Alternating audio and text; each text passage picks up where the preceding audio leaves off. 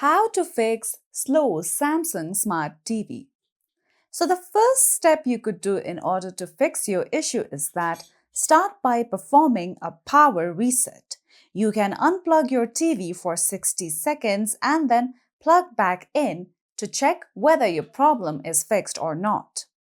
Another step you could do in order to fix your issue is that from the main home screen, go to Settings, and from here, go to All Settings.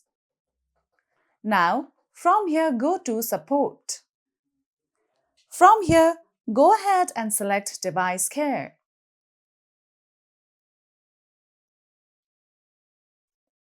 Now, from here, go to Manage Storage.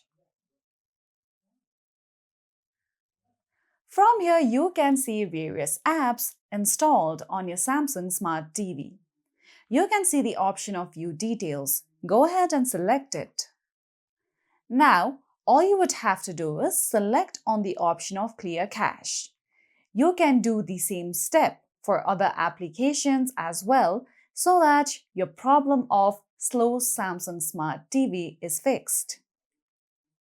So that's it for today's video, and at last, don't forget to subscribe to our YouTube channel.